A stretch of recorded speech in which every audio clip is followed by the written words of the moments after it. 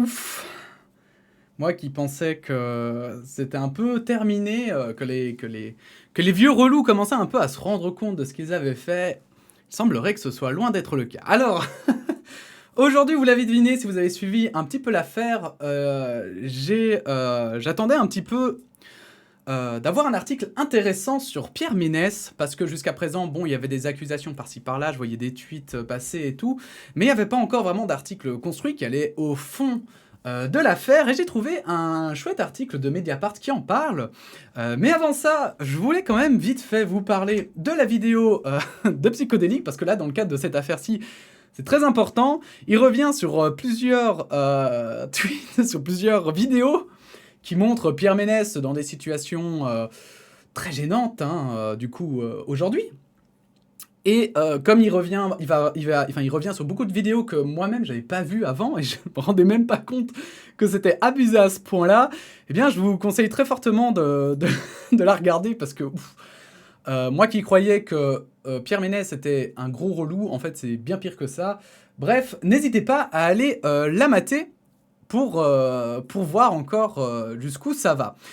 Nous, on va se diriger vers l'article de Mediapart, Violence sexuelle, Canal+, mise en cause pour son soutien à Pierre Ménès. Donc, ils vont revenir sur tout, donc je vous fais pas de résumé, vous allez très vite comprendre de quoi il en est. Il me semble qu'ils font un petit résumé au début de l'article, on rentre dedans. Malgré les nombreux témoignages qui le visent, Pierre Ménès a bénéficié du soutien de la direction de Canal+. Sa hiérarchie évoque désormais l'avoir averti en 2020. Selon nos informations, le chroniqueur a par ailleurs écopé d'un rappel à la loi en 2019 après une plainte pour agression sexuelle. Voilà, ils vont eux carrément, donc ce qu'on voit sur internet, eux ils vont carrément aller voir, et c'est pour ça que j'aime bien Mediapart aussi, c'est que je trouve que c'est l'un des derniers médias, enfin pas des derniers, mais où ils font souvent des enquêtes et approfondies avec des sources, etc., où ils se contentent pas juste ils se contentent pas juste de rumeurs ou quoi que ce soit, ils vérifient vraiment bien, ils font des enquêtes assez abouties. Le calendrier est saisissant. Alors que Canal+ pousse vers la sortie 3 femmes journalistes sportives, la chaîne cryptée a tout mis en œuvre pour soutenir son chroniqueur vedette, Pierre Ménès, mis en cause dans de nombreux témoignages de violences sexistes et sexuelles, depuis de longues années et jusque ces derniers jours. La polémique a refait surface après la diffusion dimanche soir sur Canal+ du documentaire consacré au sexisme dans le journalisme sportif. Je ne suis pas une salope, je suis une journaliste, de Marie Portolano et Guillaume Priou. De nombreuses femmes journalistes y témoignent des violences sexistes et sexuelles qu'elles ont subies, des humiliations et des réflexions sur leur physique ou leurs compétences qu'elles ont dû endurer. C'est un système, insiste-t-elle quand on les interroge. Et il faut savoir qu'en Belgique, maintenant, on a effectivement de plus en plus, et c'est très cool d'ailleurs, je trouve vraiment ça génial, parce qu'on n'en avait pas, et en vrai, putain, elles font un aussi bon taf que les mecs, j'avoue que... Enfin, ça paraît bizarre de dire ça, et j'aurais jamais cru devoir dire ça, mais oui. Et du coup, maintenant, en fait, en Belgique, maintenant, je crois que ça fait, je sais pas, moi je dirais 2-3 ans, peut-être un peu plus longtemps, mais que maintenant, ils poussent les femmes présentatrices, notamment du football. Il me semble que maintenant, sur la RTBF, il y a une femme qui présente les matchs de foot de la Belgique, et sur les retours, etc. Et c'est cool en fait, c'est cool de plus avoir juste des mecs, t'avais l'impression que c'était l'antre de la virilité un peu quoi. Le football, la bière. Et là du coup le fait d'avoir une femme et qui, je veux dire, en fait c'est ça le truc, c'est pas juste une femme qui est là pour faire joli, parce que ça, on nous l'a déjà servi, c'est bon. On connaît l'astuce, on met une femme, on lui fait dire 3 phrases genre « Ah oui, c'est cool !» et puis c'est bon. Non, là c'est une femme qui s'y connaît, qui aime le foot, enfin qui a l'air d'aimer le foot, et c'est cool parce qu'elle est aussi calée qu'un mec, et puis y a pas de problème quoi. Et je vous jure, genre le fait de le dire me fait dire, mais putain, mais c'est logique, c'est pas parce que c'est une femme qu'évidemment, évidemment qu'elle peut parler de foot. Mais je trouve que ça fait vraiment que quelques années, en fait, que c'est devenu logique, en fait. Parce qu'avant ça, c'était vraiment que des mecs, quoi. Donc, en fait, c'était devenu naturel, dans ma tête, en tout cas à moi, je sais pas pour vous, mais pour moi, en tout cas, il y avait un côté naturel dans ma tête où, c'était les mecs qui parlaient de foot, quoi. Voilà. Un système. L'an dernier, c'est d'ailleurs le service des sports de France Télévisions, lire notre enquête, qui était dans l'œil du cyclone. 3 journalistes ont été licenciés depuis. La chaîne beIN Sports vient de voir partir un de ses journalistes vedettes, Alexandre Ruiz, mise en cause en interne, lire notre enquête. Et en début de semaine, Radio France a annoncé l'ouverture d'une enquête après le récit d'une de ses journalistes, Amaya Cazenave. Son témoignage à écouter ici est édifiant. La journaliste, spécialiste du rugby, a d'ailleurs annoncé la semaine dernière sa démission de Radio France. Cette décision n'est que la conséquence de plusieurs mois, plusieurs années de harcèlement moral et de harcèlement discriminatoire, écrit-elle, évoquant des remarques déplacées, sexistes, des attitudes dénigrantes et archaïques, ou encore un plafond de verre. Pendant des années, j'ai parlé et personne ne m'a entendu, confie-t-elle à Mediapart. J'ai saisi la cellule discrimination, la DRH, et rien n'a changé. Le directeur de l'information et des sports, Vincent Giret, a botté en touche, indiquant qu'Amaya Cazeneuve n'avait pas saisi la cellule d'écoute dédiée aux violences sexuelles et qu'il attendait les résultats de l'enquête interne. La journaliste, elle, a trouvé un autre emploi. Extraordinaire, dit-elle. Elle vit ses derniers jours à Radio France. Elle ajoute, c'est malgré tout un déchirement de quitter le service public. Mais en vrai, ça doit être trop chiant. Ça doit être trop chiant. Tu voulais faire, c'est un peu, tu voulais faire ton métier peut-être de rêve, parce que ça doit être un certain aboutissement quand même, de travailler parfois dans ce que tu aimes. Et puis là, t'as genre tout le monde qui est chiant, quoi. Ça me rappelle les harcèlements chez Ubisoft et tout, et dans le monde du jeu vidéo qui a frappé il y a pas longtemps, et tu te dis, mais putain, mais... Enfin, je sais pas, c'est si compliqué. C'est si compliqué d'être respectueux de son prochain, en fait. C'est vraiment si compliqué, putain. À Canal, 3 journalistes misent sur la touche. À Canal+, depuis dimanche, l'atmosphère en interne est étouffante. Selon nos informations, la direction de la chaîne ne s'est pas, ou très peu, manifestée auprès des journalistes témoignant dans le documentaire et qui travaillent ou ont travaillé pour elle. Pas de message d'amitié ou de soutien. Dans les couloirs, toutes et tous craignent de prendre aussitôt la porte s'ils osent prendre la parole ou parler à l'extérieur. L'heure est à la chasse aux sources. Depuis que l'information de la censure de l'interview de Pierre Ménès est sortie, leur seul intérêt n'est pas de recenser les victimes, mais de trouver les taupes. Cela a amplifié la chasse aux sorcières. Mais il n'y a pas de taupes. Ces histoires d'abus sont connues par des centaines de personnes dans Canal, affirme une salariée évidemment de Canal sous couvert d'anonymat. Lire notre boîte noire. La boîte noire, c'est ce qu'ils mettent en bas d'article pour préciser les conditions parfois d'interview, etc. Mais ça, je trouve ça abusé parce que, en fait, ça, c'est exactement la même chose que pour les lanceurs d'alerte. Vous savez, on punit les lanceurs d'alerte alors que ils ont mis en avant des abus. Et t'es là en mode, mais quoi? Tu sais, c'est un peu, je sais pas, que ce soit en Belgique, Marc Dutroux, ou en France, un grand meurtrier ou un grand assassin, un grand criminel, bref, je sais pas. Salah Abdeslam, par exemple, que quelqu'un l'avait vu, a appelé la police pour prévenir qu'il était là, et qu'en fait, c'est lui qu'on arrête parce que quand même, il a rapporté. Hein. Et rapporter, c'est pas bien. Ah, c'est pas bien. Même si c'était valable, c'est pas bien. T'es là en mode, mais enfin, what the fuck? C'est quoi ce problème? C'est quoi leur problème, en fait? C'est quoi leur problème? Elles le sont d'autant plus que certains épisodes ont été remontés directement à la direction ou ont été diffusés en direct à la télévision.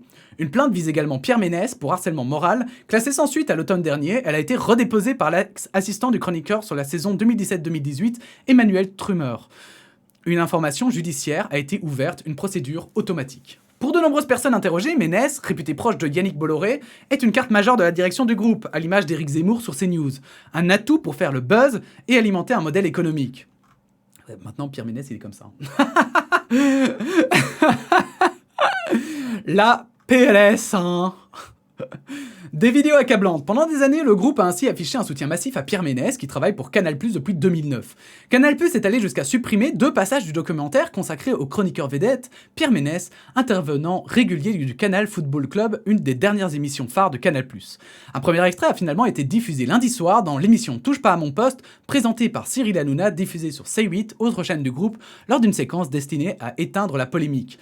Le second l'a été mercredi 25 mars pour par les jours. Et en fait, c'est ça qui est trop marrant, c'est que c'est vraiment, je pense que ils se sont dit merde. Donc maintenant on est accusé de censure, cette séquence elle existe et on l'a pas, évidemment ils l'ont censurée mais ils l'ont pas supprimée parce que ça appartient en partie au groupe, mais enfin bon bref c'est compliqué de supprimer vraiment une séquence. Donc du coup ils ont dû se dire ok on va la balancer. Pierre Ménès va faire son mea culpa, il va faire ok c'est vrai c'était une autre période et puis voilà. Et c'est bon, les gens vont oublier. Et en fait, ça a fait qu'empirer les choses, parce que... Pierre Ménès se défend, mais vraiment comme... j'ai envie de dire comme un boomer, quoi. Typical boomer. Vous avez l'image dans votre tête d'un boomer, vous voyez, le vieux réfractaire comme ça, qui est en mode, ouais, on peut plus rien dire. C'est lui. C'est lui. Ça devrait être... D'ailleurs, on devrait faire un mème de lui, parce que c'est le boomer par excellence. Dans les deux cas, on y voit la journaliste Marie Portolano confronter Pierre Ménès à propos d'un épisode daté en 2016 et au cours duquel elle raconte que le chroniqueur a soulevé sa jupe en public, après un plateau où Antoine Griezmann était invité, comme le montre la photo ci-contre. Ménès prétend ne pas s'en souvenir. Dans l'autre extrait, Marie Portolano interroge le chroniqueur à propos d'un baiser sur la bouche imposé en direct à l'antenne de Canal+, le 27 février 2011, à la journaliste Isabelle Moreau. Alors, on va regarder ça vite fait.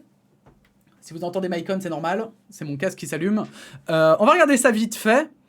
Je sais pas s'il y a la séquence en entier. Non, voilà, il y a 30 secondes, en espérant, je croise les doigts, qu'on se fasse pas strike.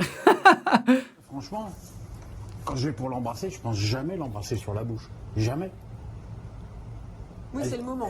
Elle s'est pas détournée, quoi, tu vois. C'est. Bah ouais. Puis je te dis, regarde encore l'image, elle met sa main autour de moi, quoi. Je veux dire, c'est pas un smack qui va te salir non plus, tu vois. Faut Ah ouais, ouais. calmer aussi, quoi. Mais tout ça, c'est ce que je ne supporte plus dans le truc d'aujourd'hui, quoi. Si tu peux pas faire un bisou sur la bouche à une copine, au secours, quoi. Au secours. Image dévastatrice, mais là aussi, il faut avoir conscience de ce qu'on dit. Franchement. Je suis désolé, parfois je parle en même temps parce qu'on m'a déjà fait la remarque. Je réagis en même temps dans la vidéo parce que comme ça, je peux mettre la séquence en entier et il n'y a pas de problème avec le bot. Même si normalement je suis dans mon droit, mais bon, vous savez, le droit et les droits d'auteur, on en reparlera encore. Pierre Ménès, les 4 minutes que Canal+ a voulu cacher, dévoile l'extrait censuré et donc... vous voyez le genre d'argument que c'est, hein. On est vraiment dans le haut du panier, hein. Finalement, c'est pas un smack qui va te salir, hein.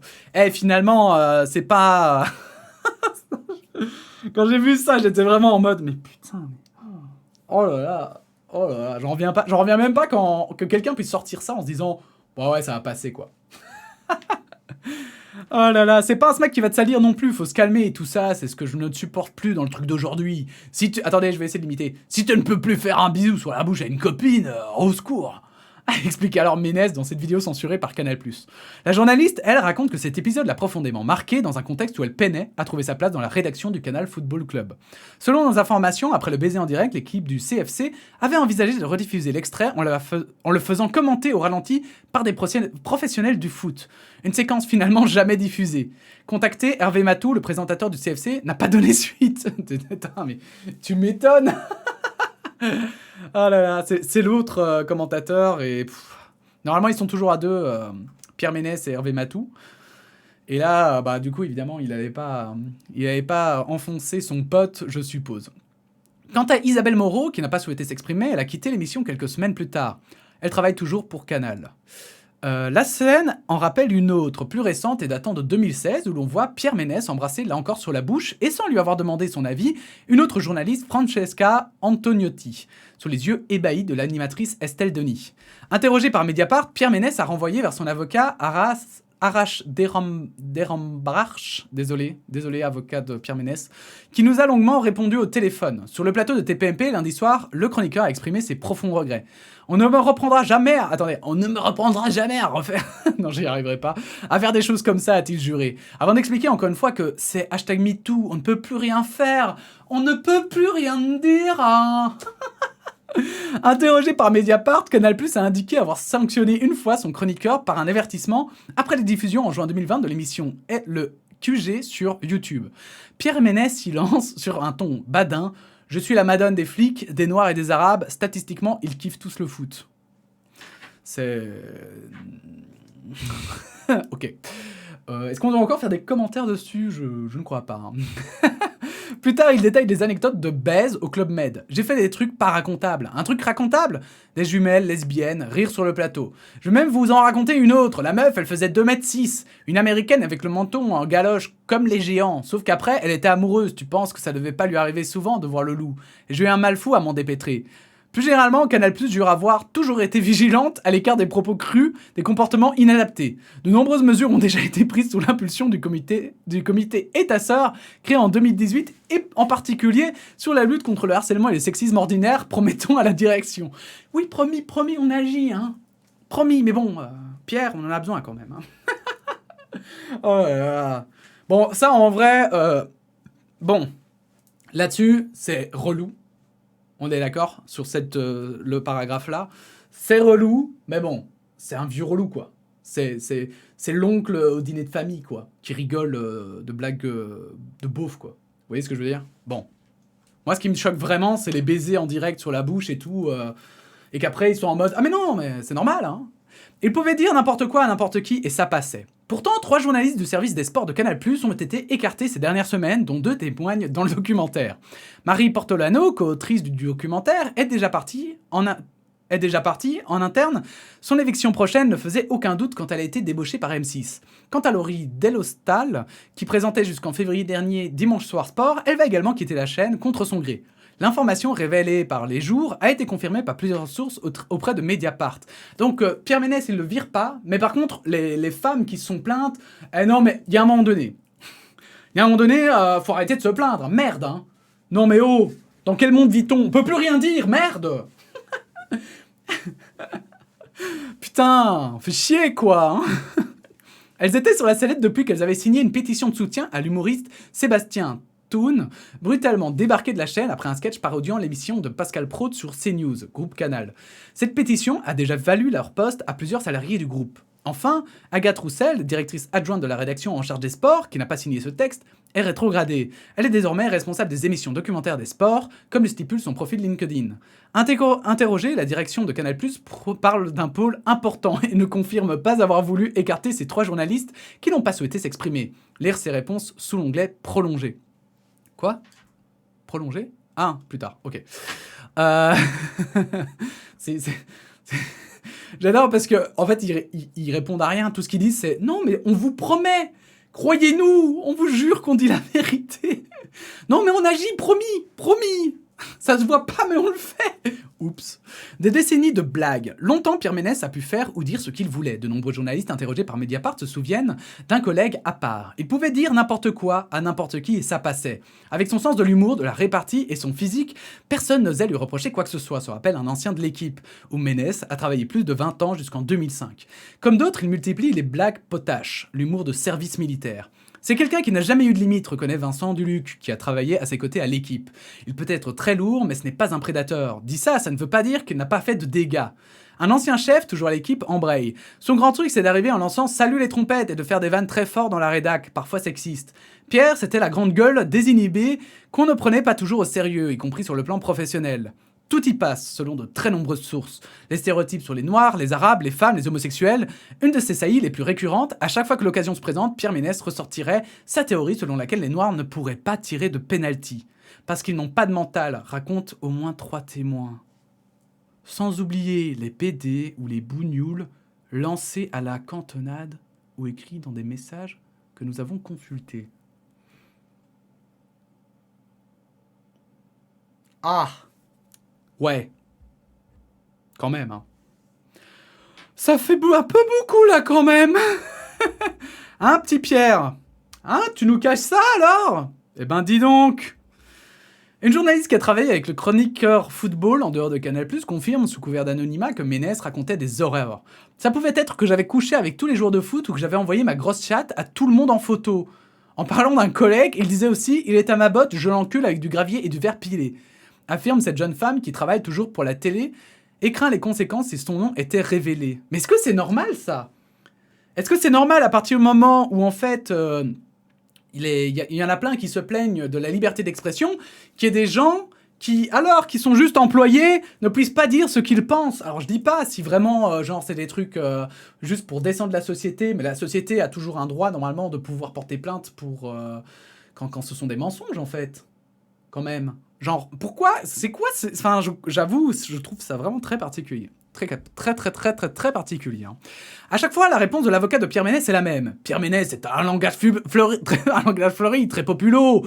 La malveillance n'est jamais dans ses propos. Il n'a jamais la volonté de porter atteinte à la considération et à la dignité de quelqu'un.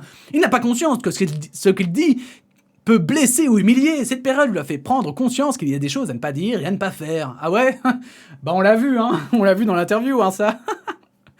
Mais en fait, il y a aussi ce côté, mais... Donc, ok, il voulait pas... Enfin, je sais pas, moi, par exemple, je dis un truc, d'accord? Ça blesse quelqu'un. C'est déjà arrivé que je dise des trucs qui, pour moi, étaient totalement random. mais pour les gens qui avaient choqué quelqu'un, qui avaient fait du mal à quelqu'un. Et dans ce cas-là, en fait, la seule chose que tu fais, c'est en discuter, échanger, en fait. Et tu échanges avec cette personne, et si tu lui as fait du mal, tu lui dis bah, excuse-moi, en fait, excuse-moi de t'avoir peiné. Le problème, en fait, c'est qu'ici, s'il s'excuse pas, c'est parce que pour lui, c'est vraiment scandaleux parce qu'on ne devrait pas s'excuser. Et c'est ça qui est dérangeant. Et c'est ça qui est vraiment dérangeant. Ici, ce n'est pas excusable qu'il n'ait pas voulu faire de mal, s'il ne voulait vraiment pas faire de mal. Et que pour lui, c'était vraiment juste des boutades qui n'avaient aucun sens. Bah en fait, il dirait pas genre oh ben non, si je vais le refaire, je le referai, parce que dans d'autres interviews, il dit ça, hein. Il dirait pas non plus que voilà, il le fait à tout le monde et que du coup ça va. Non, en fait. Il dirait juste, bah en fait, voilà, je voulais pas blesser, je suis vraiment désolé. Je suis désolé que mes propos aient été mal pris. Pour moi, c'était juste de l'humour, mais je peux comprendre, c'était mal placé et tout. Mais ça, il l'a pas fait, donc what the fuck. Sur Twitter, Ménès, lui, s'est déjà défendu de tout racisme. Mon beau-père est noir, ou me sors pas ton couplet raciste, ma mère a quitté la Tunisie à 18 ans, ou de toute homophobie. J'ai eu 14 ans, un beau-frère gay, j'ai tout fait avec lui, des dîners gays, des boîtes gays. Ah oui, du coup, évidemment, le fameux pote. Le fameux pote loin. Bon, apparemment, ici, c'est sa famille. Je sais pas s'il l'est vraiment ou pas, on n'est pas là pour juger, mais même, de toute façon, c'est des blagues qui étaient déplacées, en fait. Quoi qu'il arrive, c'est des blagues qui sont déplacées, et elles pouvaient être mal prises. Donc, en fait, pour moi, il doit juste s'écraser et dire, effectivement, bah, désolé. S'il le faisait vraiment, parce que ça arrive, enfin, je veux dire, par exemple, enfin, moi, avec des potes que je connais très bien, ça m'est déjà arrivé de faire des blagues racistes, mais pas parce que je suis raciste, mais pour le fond de la blague, ou pour se moquer du racisme aussi. Ça arrive souvent plutôt. Et je le sortirais jamais au grand public. Et si un jour ça sortait, j'aurais tellement honte, parce que justement, je respecte totalement, c'est un peu comme les blagues sur les Belges ou des trucs comme ça, je respecte totalement, mais que quelqu'un soit blessé ou que quelqu'un se sente attaqué, juste parce que c'est pour ça que vraiment, que par exemple, ce genre de blague, j'en fais très peu souvent déjà, parce que je trouve ça vraiment très lourd, et pas... C'est pas forcément drôle, quoi. Mais c'est surtout que, voilà, je le fais qu'avec certains potes, je sais qu'ils savent ce que je pense. Je sais qu'en fait, ils savent très bien ma position, et ils savent très bien que si j'entendais ça à l'extérieur de quelqu'un que je connais pas, je serais choqué, et ils savent très bien que c'est un truc que je ne dirais pas à des gens que je ne connais pas. Mais là, comme c'est entre nous, dans un cadre très privé, en fait, très proche, vous voyez, bah ça passe, c'est un peu comme, vous savez, quand on fait des blagues sur le physique, quand on se connaît très bien entre potes et qu'on dit « Oh putain, toi t'es gros ». J'ai un pote, par exemple, il me dit, je lui dis « Oh putain, toi t'as grossi, quoi », parce que je le connais bien. Pas parce que je veux être grossophobe, par exemple, mais parce que je le connais tellement bien qu'en vrai, on va en rire et qu'il va me dire « Mais toi, je sais pas, t'es devenu plus con, par exemple ». Voilà. Mais par contre, si quelqu'un, par exemple, entendait cette blague de loin et se disait « Putain, il est grossophobe » et il commençait à le dire à tout le monde... Si je devais me défendre, je le dirais, mais attends, mais ok, d'accord, effectivement, je suis désolé d'avoir dit cette blague, on se connaît extrêmement bien, et entre nous, ça passe, mais je suis désolé que tu aies cru que je... Enfin voilà, moi je suis contre ça, je suis contre ce genre de blague faites en public et tout, quoi. Et c'est là où ça me dérange, en fait. Les techniciens aussi, et alors là c'est dingue, parce que là on dépasse vraiment, en fait on se rend compte que ça... Plus on avance, et plus on se rend compte que son attaque ne passe pas, en fait. Et c'est ça qui est choquant, je trouve. Pue la sueur de syndicalistes. Les techniciens aussi peuvent être la cible de ces colères. Ceux de RTL se souviennent encore de cette soirée d'été 2010, au cours de laquelle il a copieusement insulté l'un d'eux après une erreur en studio. Pue la sueur de syndicalistes de merde, enculé de sa mère face à un animateur gêné, Pierre Ménès exprime longuement sa colère selon un enregistrement que nous avons pu écouter. L'incident a provoqué un vif émoi au sein du service technique, confie un de ses membres de l'époque, qui assure que son responsable l'a signalé à Jacques Esnou, le directeur de l'information. Sollicité, la direction de RTL assure ne pas en avoir eu vent. L'avocat de Pierre Ménès, lui, renvoie vers le message du directeur des sports de la radio, Christian Olivier. Il a toujours été exemplaire. Ouais, il a tellement toujours été exemplaire qu'en fait, il faisait des insultes et des blagues comme ça. Enfin, je sais pas, à un moment donné, il faut se remettre en question aussi. Les femmes cibles privilégiées. Les femmes sont particulièrement la cible des saillies du monsieur foot de Canal. Il parle par exemple de la congelée pour parler de la militante lesbienne Alice Coffin, aujourd'hui élue EELV à Paris. L'actrice et réalisatrice Aude Gonier-Goubert a raconté sur Twitter que Ménès lui aurait lancé au sortir d'un plateau « T'es en cuir, toi, t'es une salope ». J'en ai parlé à tout le monde immédiatement en sortant du plateau, raconte-t-elle à Mediapart. Tout le monde m'a dit « C'est Pierre, il est comme ça ». Comme c'est le cas avec plein d'autres gens. Plus on avance, je vous dis, plus on s'enfonce. À la journaliste Marie Portolano, toujours sur Twitter, il lance en 2017 « Tu mets tes lunettes de secrétaire perverse demain ?» Marie, 34 ans, maquilleuse depuis 12 ans, n'a pas oublié son unique rencontre fin 2016 avec Pierre Ménès. C'était pour des photos pour une publicité, j'avais le pinceau sur sa tête, et une personne de la communication lui a dit qu'on filmait pour le making-of sur Snapchat. Il a répondu « Ah, c'est pas le moment de demander à la maquilleuse de me sucer, c'est ça ?» Marie s'est sentie un peu dégueu sur ce plateau réunissant uniquement des hommes. C'était sidérant pour moi et aucun n'a rien dit, affirme-t-elle.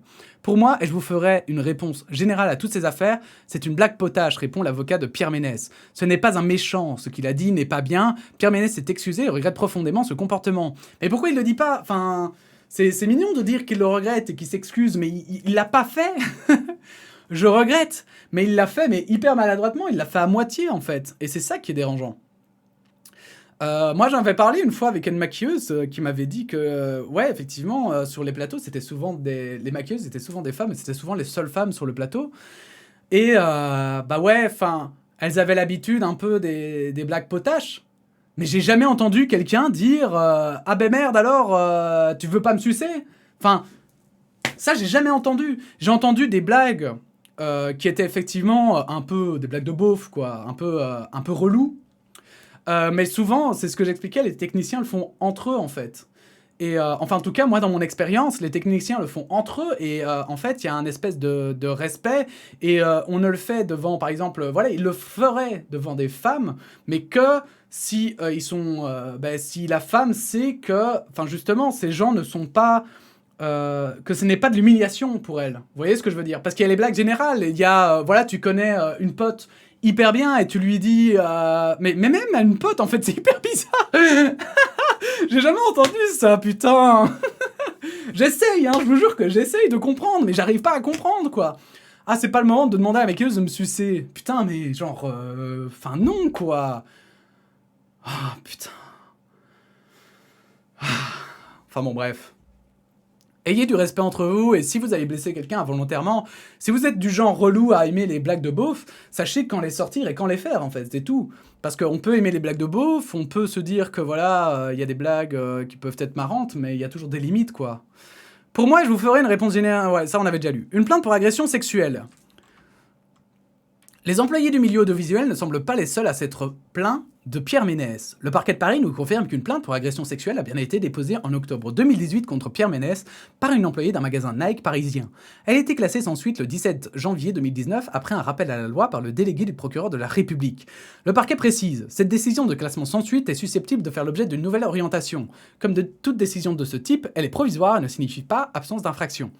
De ce côté, Arash de Rambarch, l'avocat de Pierre Ménès, indique: le rappel à la loi n'est pas une condamnation pénale, cela veut dire que vous êtes impliqué et qu'on a de forts soupçons et des doutes. Mais comme les faits ne sont pas établis, on ne veut pas que la victime se sente lésée. S'il y a de vrais faits concordants pour agression sexuelle, vous êtes devant un tribunal correctionnel. Il y a eu un incident avec une vendeuse, c'est tout. Sollicité, l'agence gérant les relations presse de Nike France a transmis notre demande à Nike qui ne nous a pas répondu.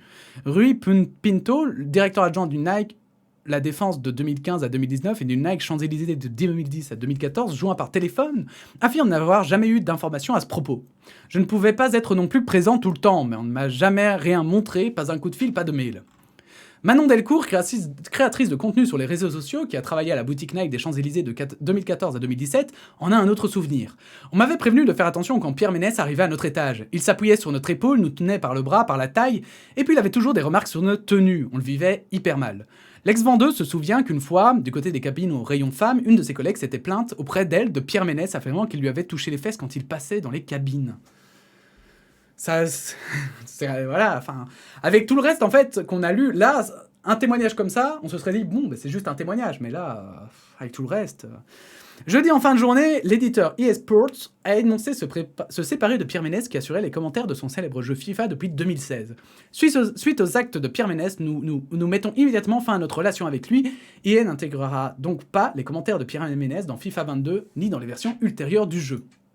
Et ça, je voulais quand même en parler, j'ai pris le tweet où ils le disent, et en fait, je voulais quand même en parler parce que c'est pas une décision minime, c'est vraiment une décision immense. Parce qu'il faut savoir qu'en termes de programmation, c'est un enfer à faire. J'en ai parlé avec des créateurs de jeux vidéo. Et en l'occurrence, apparemment, c'est vraiment en programmation que c'est l'enfer. Donc du coup, ils doivent tout réenregistrer toutes les voix, et en plus, toutes les reprogrammer, et ça peut prendre un temps fou, quoi. Donc c'est pas plus mal. Et je vous avoue que moi-même, j'ai acheté FIFA 21 il y a pas longtemps, et maintenant, entendre Pierre Ménès, je vous avoue que les gens qui disent « Non, mais on doit séparer l'œuvre de l'artiste », bah moi, perso, je sais pas pour vous, hein, mais moi, j'arrive pas, quoi. Quand j'entends sa voix, je suis là en mode « Mais du coup, en fait... Enfin, il y a tromperie, quoi. Il y a tromperie sur la personne, il y a tromperie sur... Bref. Je vous avoue que je suis un peu en mode... je crois... Et alors, c'est pour ça, EA France a mis... Et c'est vrai, je crois que je vais le faire. Les joueurs qui ne souhaitent plus entendre les commentaires de Pierre Ménès ont la possibilité de mettre à jour leurs paramètres dans le jeu et sélectionner une autre langue parmi de nombreux choix. Et personnellement, je pense que du coup, maintenant, je vais mettre le jeu en anglais parce que... Voilà, bref, n'hésitez pas à commenter en donnant votre opinion là-dessus. N'hésitez pas à vous abonner, à liker cette vidéo, à la partager. Et puis on se dit à bientôt, hein, pour de nouvelles actualités. Voilà. Merci à tous, à bientôt, la bise.